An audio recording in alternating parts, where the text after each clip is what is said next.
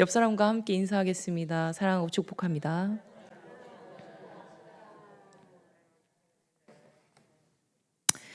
예전에 가족여행으로 예산에 놀러 간 적이 있습니다.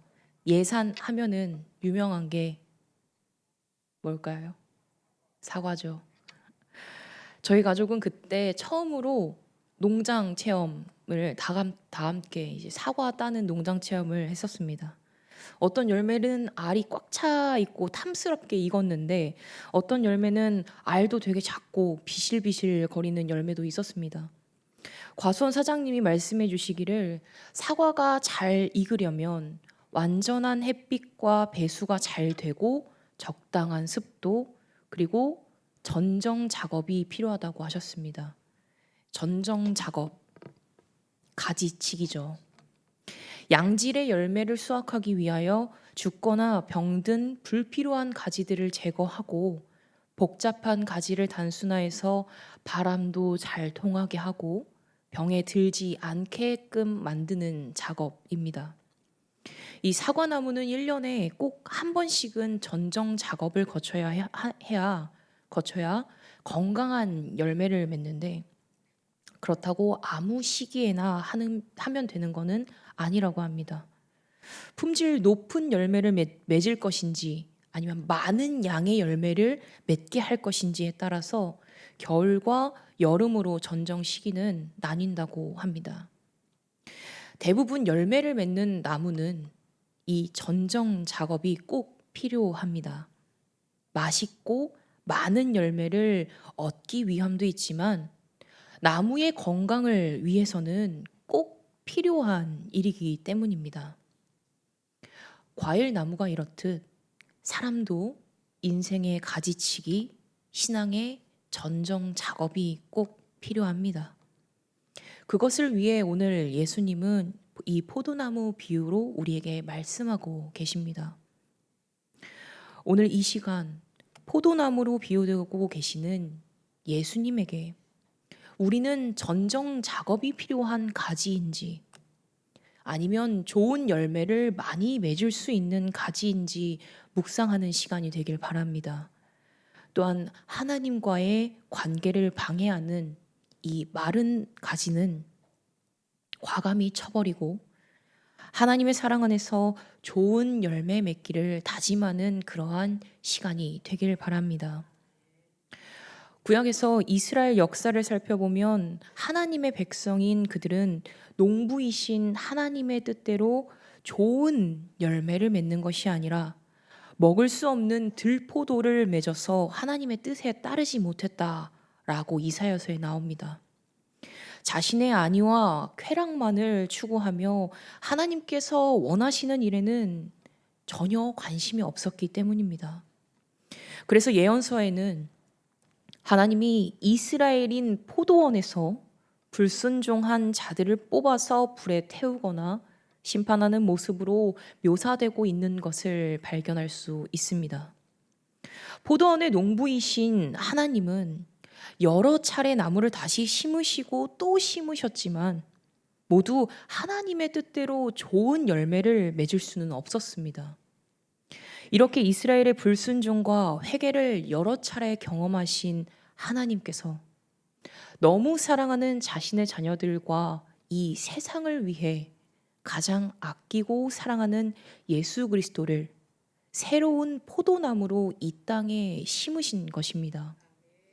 15장 1절에 보면 나는 참 포도나무요 라고 말합니다. 이 참, 헬라어로 알레티노스라고 말합니다.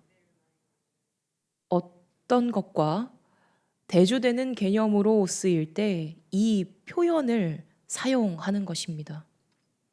본문의 경우 구약에서 포도원 주인이신 하나님이 원하시는 열매를 맺지 못하는 이 포도나무인 이스라엘과 대조적으로 절대 변하지 않고 좋은 열매를 맺는 이 참 포도나무이신 예수님을 강조하기 위한 것입니다.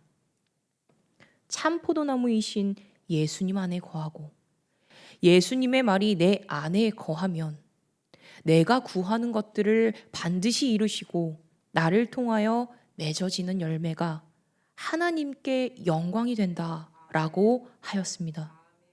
그것이 바로 예수님의 제자의 사명인 것입니다.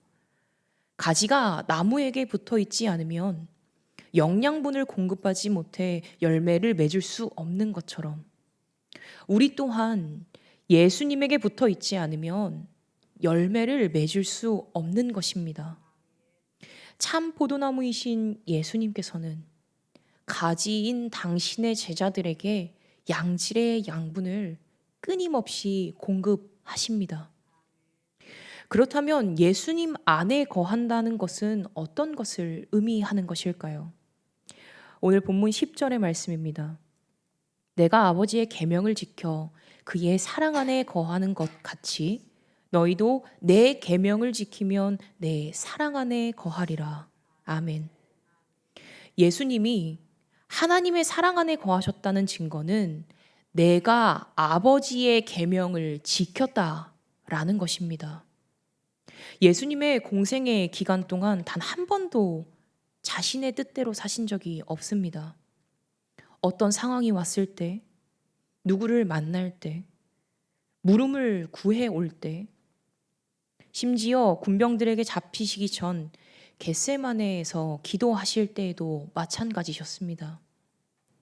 겟세마네에 가실 때 베드로와 야고보, 요한을 데리고 가시며 그들에게 내 마음이 매우 고민하여 죽게 되었으니 너희는 여기 머물러 나와 함께 깨어 있으라 라고 말씀하십니다. 이 구절을 세 번역으로 보면 이렇습니다. 내 마음이 괴로워 죽을 지경이다. 너희는 여기에 머무르며 나와 함께 깨어 있어라. 예수님이 이렇게 말씀하실 만큼 이 괴로움이 너무 커서 정말 죽을 것 같다라고 심경을 토로하신 것입니다.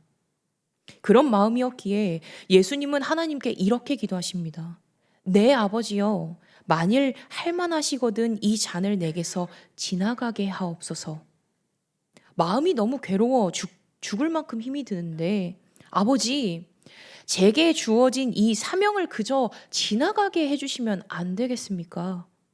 라고 하나님께 간구하고 계신 것입니다.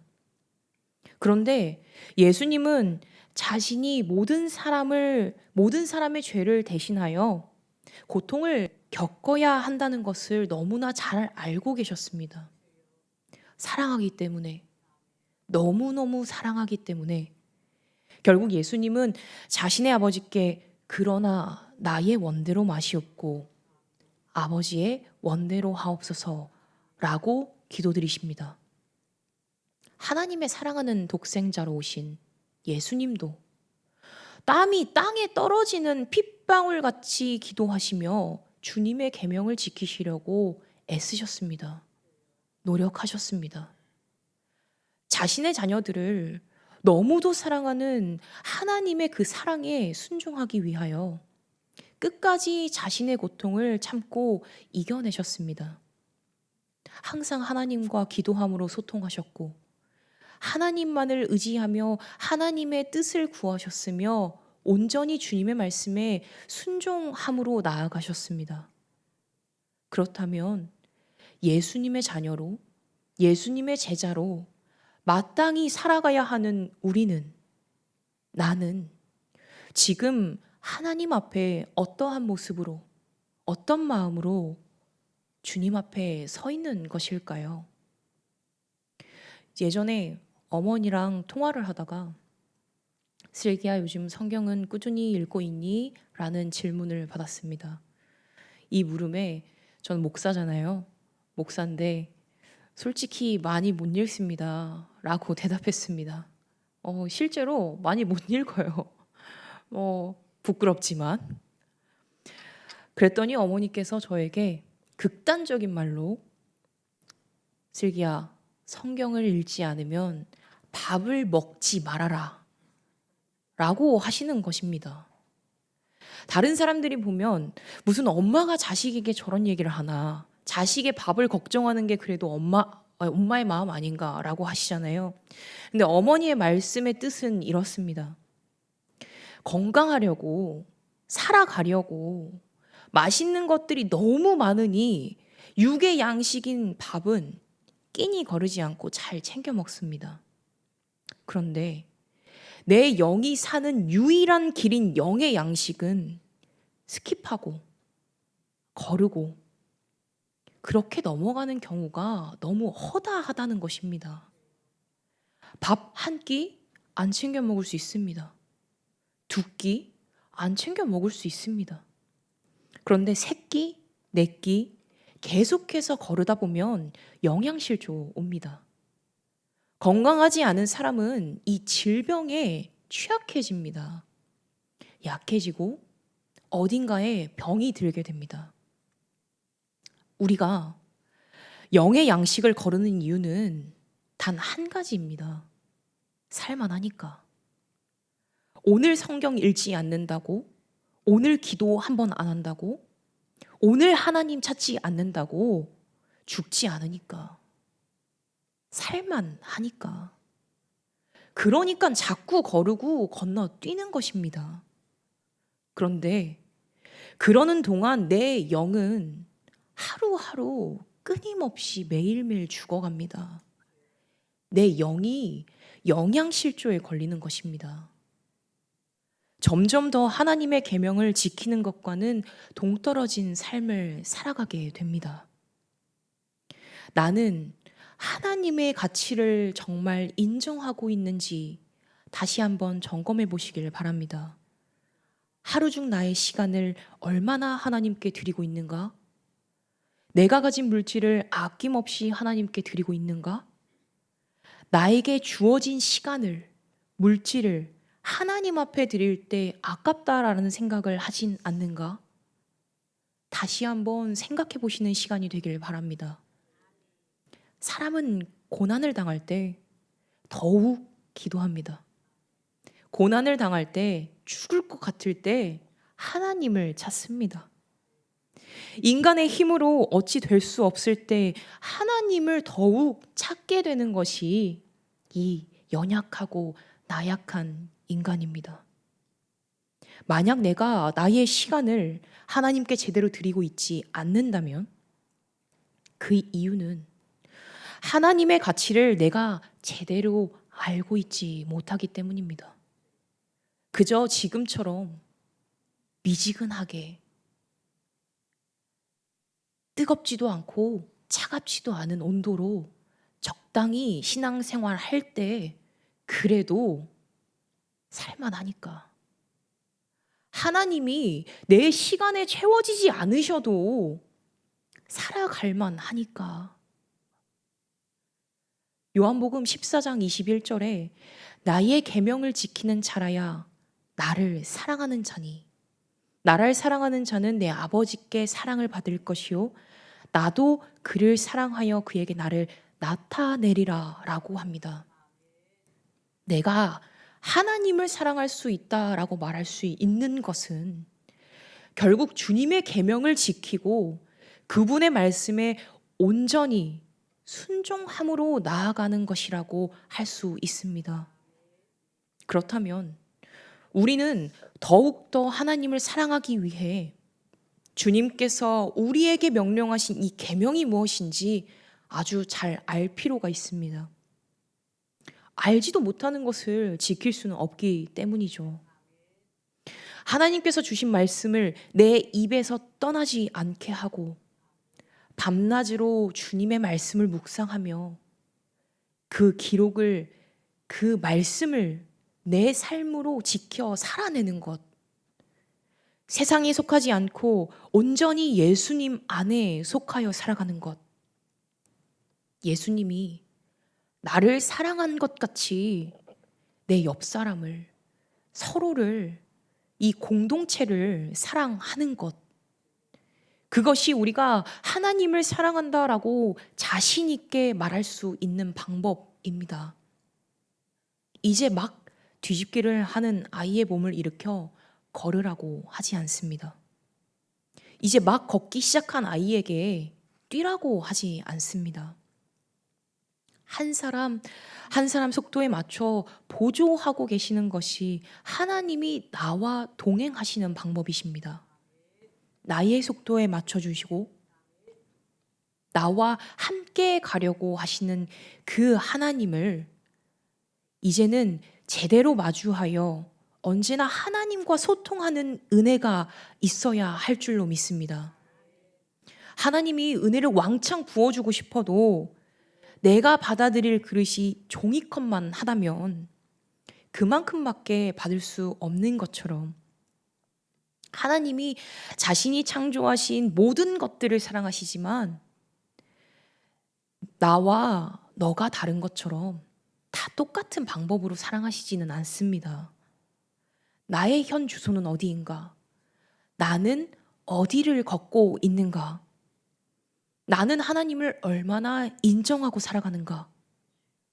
그분의 가치를 제대로 알고 있는가? 끊임없이 하나님과 나와의 관계 속에서 엎치락 뒤치락 하며 나아가야 할 줄 믿습니다. 내가 하나님과의 관계를 좁혀가면서 그렇게 살아갈 때 완전한 사랑으로 오신 예수 그리스도 사랑 안에 거할 줄 믿습니다. 하나님을 사랑하기에 주님의 계명을 지켜 살아가고 그 계명은 곧 예수님이 우리에게 주신 계명은 곧 서로 사랑하라입니다. 사랑은 허다한 죄를 덮는다고 하였습니다. 하나님 사랑 안에 거하면 주님의 기쁨이 내 안에 넘쳐 충만하게 하신다고 하셨습니다. 주님의 계명을 잘 지켜 살아가는 우리가 되어야 할 줄 믿습니다. 주님의 사랑 안에 거하시길 바랍니다. 주님의 사랑은 모든 것을 이길 수 있는 힘과 능력이 됩니다. 그분의 사랑 안에 거할 때 내가 또 어떻게 변화하는지 주님께서는 기대하고 기다리고 계십니다. 지금 이 순간에도 내가 다시금 주님께로 돌아오기를 기다리고 계시는 그 주님의 모습을 상상하며 기대하며 주님 앞에 오늘 하루도 온전히 나아가길 소망합니다. 그분의 사랑 안에서 회복과 치유함의 역사가 일어나길 바랍니다. 온전히 주님께서 함께 하십니다. 내가 연약할 때, 내가 지쳐 쓰러질 때 하나님 더 이상은 못하겠습니다. 하나님 제 마음은 미적지근한 상태가 좋습니다. 라고 말하고 싶을 때 그것 또한 하나님 앞에 가져가시길 바랍니다. 하나님께서는 못하실 것이 없습니다. 여러분들을 아주 많이, 너무 많이 사랑하시는 분이십니다. 옆 사람과 하나님의 사랑을 다시 한번 나누겠습니다. 사랑합니다. 예수님의 사랑 안에 거하길 바랍니다. 이 공동체가 감사합니다. 이 공동체가 하나님의 사랑 안에 충분히 거하는 충만한 그런 공동체가 되길 간절히 소망합니다. 기도하겠습니다. 참 포도나무이신 예수님, 주님의 무한한 사랑에 깊은 감사를 드립니다.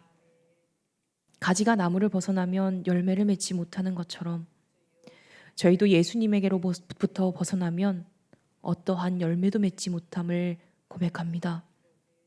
주님, 저희가 온전히 주님의 계명을 지켜 주님과 긴밀하게 관계함으로 동행하게 하시고 예수님께서 저희를 사랑하신 것 같이 모든 것 다하여 서로 사랑하며 살아갈 수 있도록 도와주시옵소서.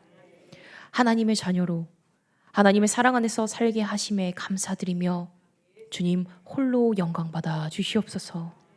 거룩하신 예수 그리스도의 이름으로 기도드립니다. 아멘.